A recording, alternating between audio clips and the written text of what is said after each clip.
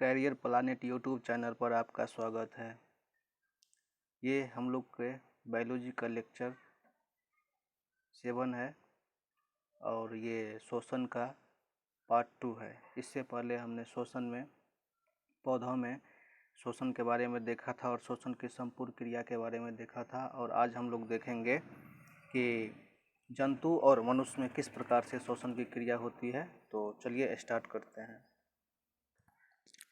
एक कोशिकीय जीव और बहुकोशिकीय जीव के बारे में हमने पोषण वाले चैप्टर में ही विश्लेषण विवरण कर दिया है। अब इसमें हम पर्सनली एक कोशिकीय और बहुकोशिकीय जीव में जो श्वसन की प्रक्रिया है उसमें थोड़ी सी चर्चा करने वाले हैं। तो एक कोशिकीय जीव में श्वसन की क्रिया जो है विसरण की प्रक्रिया से होता है, विसरण के द्वारा होता है। और इस प्रकार के श्वसन में जब एक कोशिकीय जीव को कम ऊर्जा की ज़रूरत होती है, इसीलिए इसमें विसरण की क्रिया से होता है। और पौधा में भी हमने देखा था कि विसरण की क्रिया से होते हैं। कुछ निम्न श्रेणी के बहुकोशिकीय जीव में भी विसरण की क्रिया के द्वारा ही श्वसन होता है, जैसे कि हाइड्रा हो गया।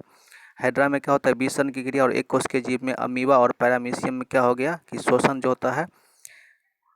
होता है विसरण की क्रिया के द्वारा होता है। श्वसन की संपूर्ण प्रक्रिया में हमने बताया था कि कोई भी जीव हो या पौधा हो O2 लेता है और निष्कासन क्या करता है, CO2 को निष्कासन करता है।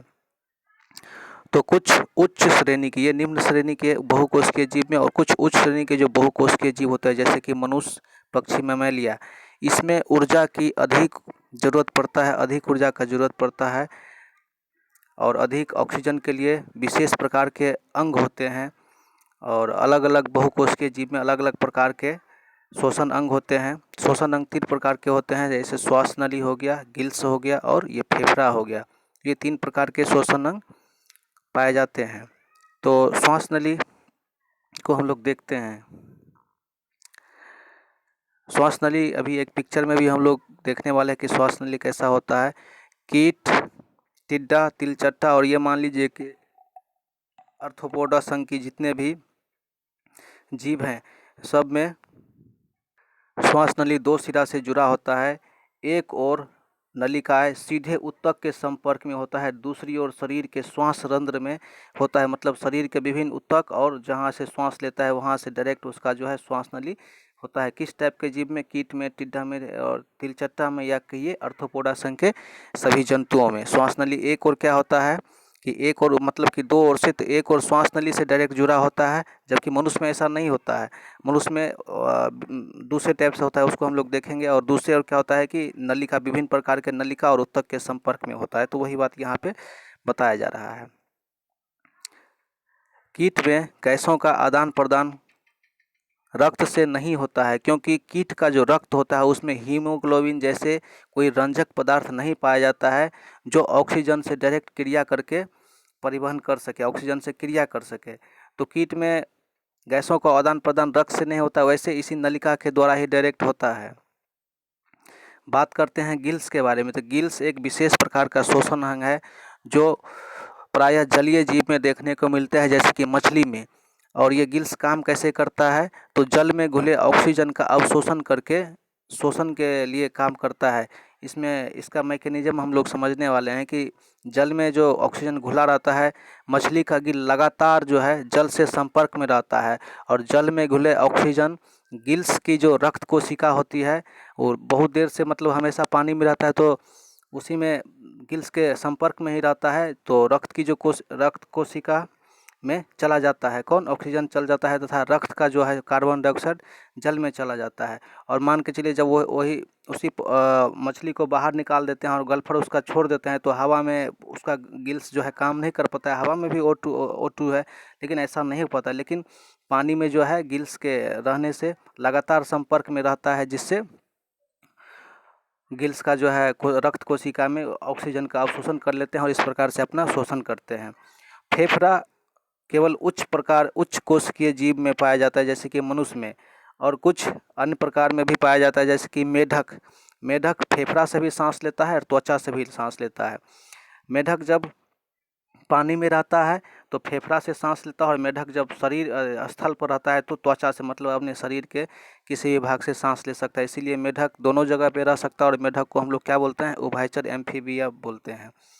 रेप्टिलिया, जो जो जीव रेंग रेंग कर चलता है, जैसे कि सांप हो गया, जो जीव रेंग के चलते हैं, रेप्टिलिया। और मेमेलिया क्या हो गया, स्तनधारी।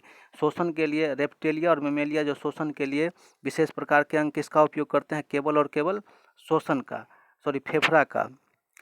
तो स्तनधारी और रेंगने वाले जीव रेप्टिलिया में स्पेशल प्रकार के अंग कौन सा है, फेफड़ा।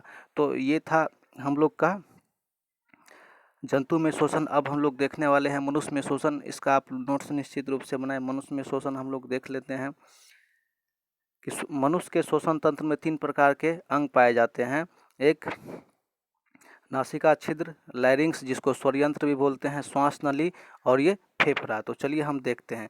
ये जो नासिका होता है, ये नासिक क्या होता है, या नासिका द्वार बोलिए, इसमें 2 गोलाकार छिद्र होता है, जैसे कि हम लोग के नाक में होता है। और ये दोनों गोलाकार छिद्र जो होता है भीतर में 2 अलग अलग चैम्बर में खुलते हैं। ऐसा नहीं कि भीतर में जाके यहाँ पे 2 हमको दिखाई दे रहा है, अंदर में भीतर में जाके कहीं पे मिल गया, जी नहीं। ये दोनों अलग अलग चैम्बर में खुलते हैं, जहाँ एक घ्राण क्षेत्र में या दूसरा प्रघ्राण क्षेत्र में होते हैं। मनुष्य का ये घ्राण क्षेत्र लिखा हुआ है। मनुष्य का घ्राण क्षेत्र बहुत छोटा होता है, जिससे मनुष्य में सूंघने की क्षमता बहुत ही कम होता है। याद रखना है, घ्राण सूंघना जो है, घ्राण क्षेत्र से किसी चीज़ को सूंघ कर हम पता लगा लेते हैं कि किसका है, ये किससे है, ये घ्राण क्षेत्र से संबंधित है। और मनुष्य का घ्राण क्षेत्र बहुत छोटा है, जिससे मनुष्य की सूंघने की क्षमता बहुत कम होती है। स्वरयंत्र क्या होता है, ये हम जो बोलते हैं उसको निर्धारित करता है स्वरयंत्र या लैरिंग्स। ये जो है श्वास नली के ठीक, नासिक के ठीक नीचे वाले भाग में जो है पाया जाता है। अब हम देखते हैं कि श्वसन की क्रिया किस प्रकार से संचालित होती है। हवा जो है हमारे नासिका से सीधे फेफड़ा में आता है, और यहाँ जो है ऑक्सीजन रक्त में चला जाता है। इस प्रक्रिया को क्या बोलते हैं, प्रश्वास। अर्थात जब हम सांस खींचते हैं तो जो ऑक्सीजन हमारे रक्त में मिल जाता है उसको प्रश्वास कहता है। लेकिन हम जो कार्बन डाइऑक्साइड फेफड़ा से बाहर छोड़ते हैं उसे उच्छ्वास कहते हैं। श्वसन की क्रिया में होता क्या है कि हम वायुमंडल से 78% नाइट्रोजन लेते हैं और 78% पूरा का पूरा नाइट्रोजन छोड़ देते हैं। 78% नाइट्रोजन इसीलिए लेते हैं क्योंकि हमारे वायुमंडल में सर्वाधिक पाया जाने वाला गैस कौन सा है, नाइट्रोजन। उसका परसेंटेज भी सर्वाधिक है, इसीलिए हम सबसे ज़्यादा नाइट्रोजन ही लेते हैं। और ऑक्सीजन हम वायुमंडल से 21% लेते हैं और 17% जो है छोड़ते हैं, 4% का हम यूज कर लेते हैं। और कार्बन डाइऑक्साइड हम 0.03% लेते हैं और 0.4% छोड़ते हैं। इसका मतलब ये है कि कार्बन डाइऑक्साइड हमारे शरीर में भी बनता है और जो अधिक मात्रा में बाहर निकलता है। जब हम सांस खींचते हैं तो 12 जोड़ी पसली एक साथ खिसकती है, जिससे वक्ष गुहा फैल जाता है, और वक्ष गुहा के बढ़ने से फेफड़ा का आयतन भी बढ़ जाता है और उसके भीतर का दबाव कम हो जाता है, और उसमें जो कार्बन डाइऑक्साइड होता है कम दबाव के कारण बाहर निकल जाता है नासिका द्वार के द्वारा। सांस को खींचकर पुनः छोड़ने की क्रिया को श्वासोच्छ्वास कहते हैं, या ब्रीथिंग, मतलब सांस लेने की क्रिया कहते हैं, सांस लेकर छोड़ने की क्रिया को। अब हम बात करने वाले हैं उच्च कोशिकीय जीव जो होते हैं, जिसके विशेष अंग फेफड़ा होते हैं, उसी के बारे में। फेफड़ा वायुमंडलीय हवा को जो है फेफड़ा की वायु कोशिका में पहुंचती है, और वहां से शरीर के विभिन्न भाग से अशुद्ध रक्त सबसे पहले हृदय में आता है, उसके बाद फेफड़ा में जाता है, जहां रक्त और ऑक्सीजन मिल जाते हैं। और रक्त और ऑक्सीजन के मिलने के बाद यहाँ से लाल रक्त कणिका आरबीसी और हीमोग्लोबिन से अभिक्रिया करके ऑक्सी हीमोग्लोबिन बनाता है, या ऑक्सी हीमोग्लोबिन में परिवर्तित हो जाता है। रक्त परिसंचरण प्रक्रिया के द्वारा शरीर के विभिन्न भाग में यह जो है ऑक्सी हीमोग्लोबिन, ऑक्सीजन मिला हुआ रक्त पहुंचता है। अब श्वसन की क्रिया को हम एक पिक्चर के माध्यम से यहाँ देख सकते हैं कि सबसे पहले हम बात करते हैं, ये जो 12 जोड़ी पसलियाँ था, ये यहाँ पे ये जो देख रहे हैं ये केवल खुला हुआ भाग नहीं रहता, ये दोनों साइड से जॉइंट होता है। ये 12 जोड़ी पसलियाँ यहाँ पे दिखाई पड़ता है। जब इसी का हम श्वास लेते हैं तो इसी का आयतन बढ़ते घटता रहता है, और जब आयतन घटता है तो इसके अंदर का दबाव भी कम होता है। और ये आपका फेफड़ा हो गया, जहाँ पे ऑक्सीजन और रक्त जो है मिलते हैं। और ये डायफ्राम हो गया। ऑक्सी हीमोग्लोबिन, ऑक्सीजन और हीमोग्लोबिन जब टूटता है तो टूटकर ऑक्सीजन शरीर के विभिन्न कोशिकाओं में पहुंचकर भोज्य पदार्थ के ऑक्सीकरण के लिए उचित ऊर्जा प्रदान करता है, और यहाँ पे ऊर्जा का उत्पादन भी होता है।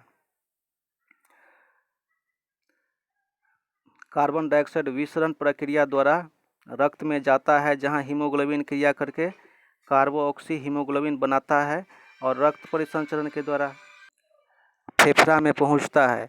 फेफड़ा का दबाव कार्बन डाइऑक्साइड के दबाव से अधिक होने के कारण नासिका मार्ग के द्वारा यह बाहर निकल जाता है, और इस प्रकार से कार्बन डाइऑक्साइड शरीर से बाहर निकलता है। तो ये था हमारे श्वसन, मानव में श्वसन। तो इसको आप लोग नोट्स बना लीजिए और PDF डाउनलोड करके निश्चित रूप से पढ़िए। ओके।